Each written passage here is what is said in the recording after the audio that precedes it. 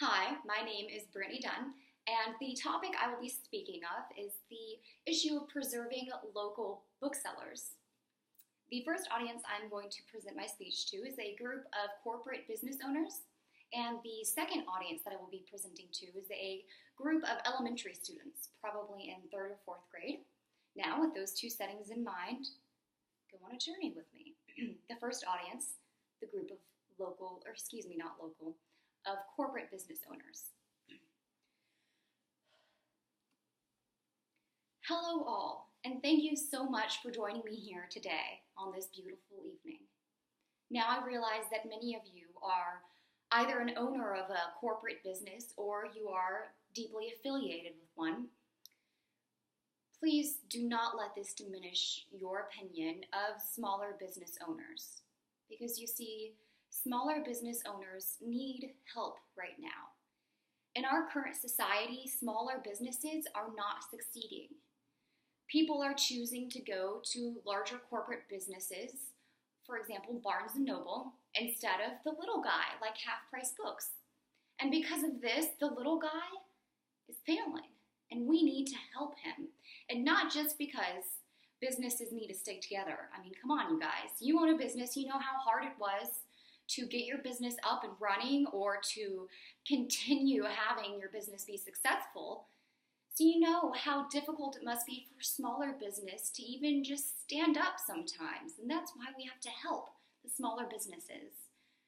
Now, the issue that is very dear to my heart is that of preserving local booksellers. Because you see, local booksellers, out of all of the small businesses that are out there, are so important to society.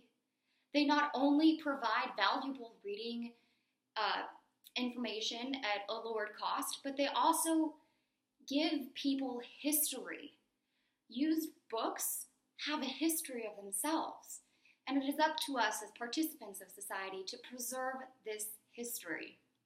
The future generation needs to know the joy of picking up a book and being able to just sink into it. Not only being immersed into the story, but also sink into the book itself. Feel like you are a part of it. And that is difficult to do when your book smells like a factory. Like it was just shipped here, you know? Used books have a smell about them that is just unattainable when you buy a new book from a place such as Barnes & Noble. Now, I'm not saying that Barnes & Noble is a terrible company or anything of that sort.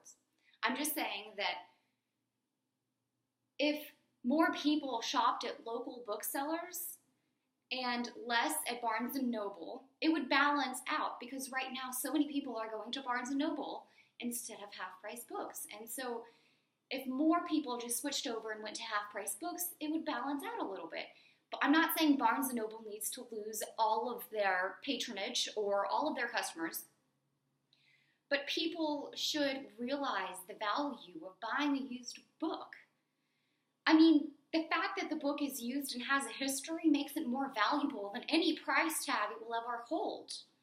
And might I just say that a book from Barnes & Noble that costs $10 can be bought at Half Price Books for $3.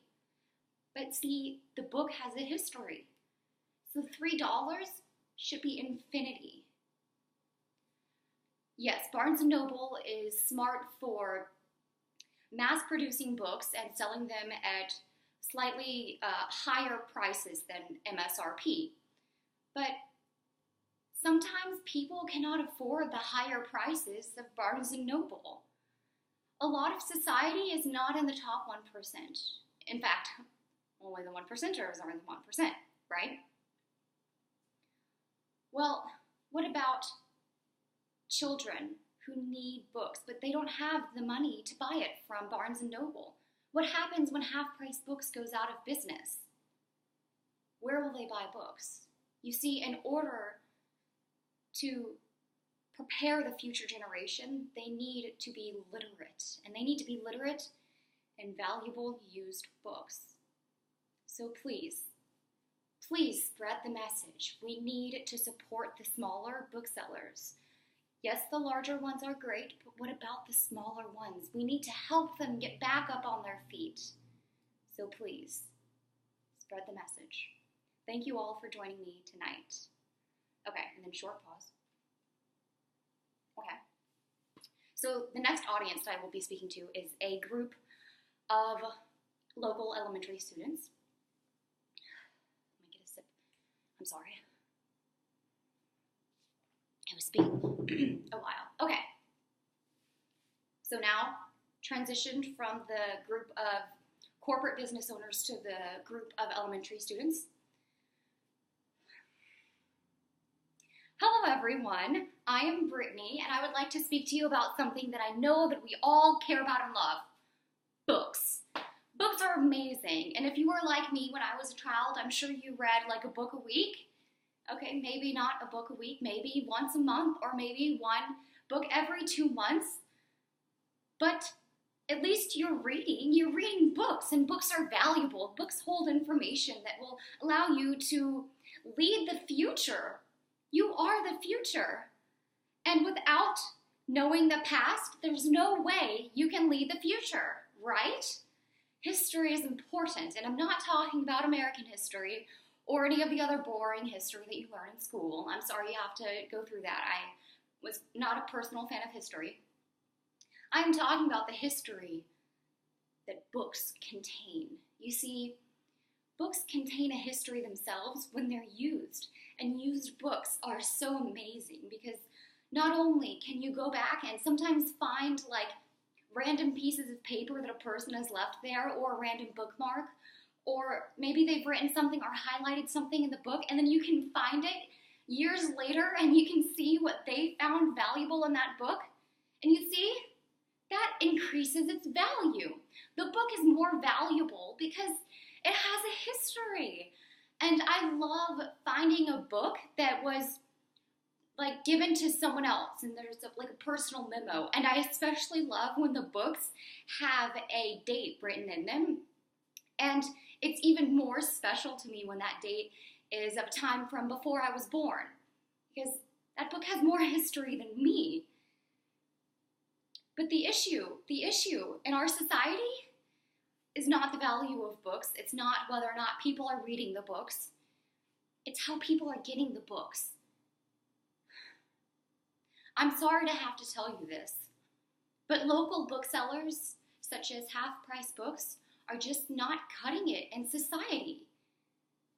And I don't agree with the number of people that shop at Barnes & Noble. I mean, think about it.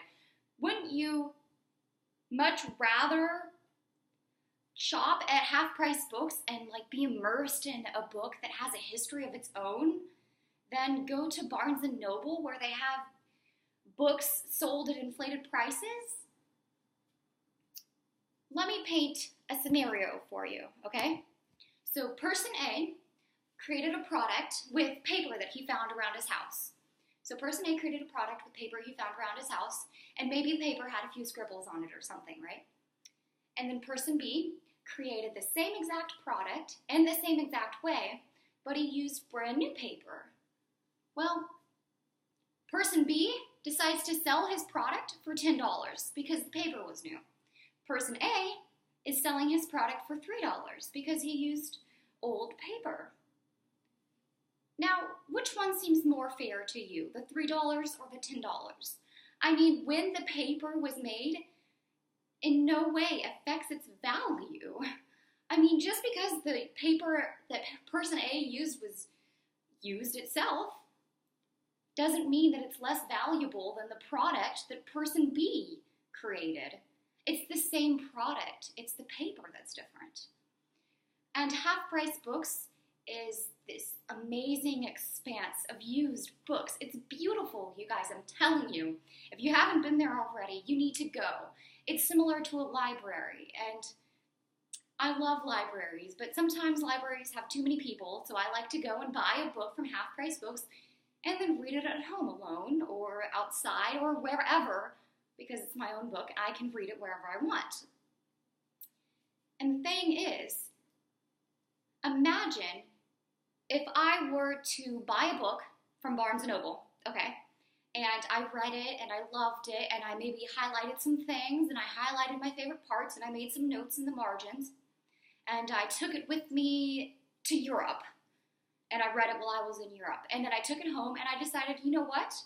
I want someone to find the same value in this book that I do. I want someone to experience the words that are in this book. So I sell it to Half Price Books, and I make maybe a couple dollars, right? And then Half Price Books goes and they sell that book for $4. And that way another person can enjoy the same book that I did. Now, you don't need to go to Barnes & Noble to buy that book for $10 when you can just go to Half Price Books and buy it for much less. And the book has a history. It's been to Europe.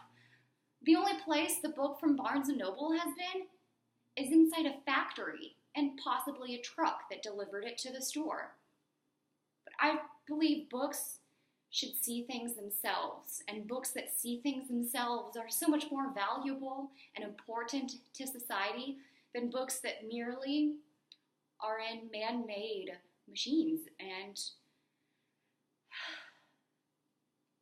I sincerely hope you all go home today and tell your parents that you want to shop at Half Price Books, because our local booksellers, such as Half Price Books, are not succeeding, and we need to help them. We need to help them so that they may help us by selling us beautiful books. So please, all of you, as dear students who I know love reading, go to Half Price Books, okay? Maybe once or twice a month, or whenever you finish a book, just go back to Half Price Books, buy another one, buy another book, and find the history in it. Be immersed into the story and the pages. Don't go to Barnes & Noble, where the only thing you'll find are inflated prices. Go to Half Price Books. Thank you all so much, and I hope you have a wonderful day.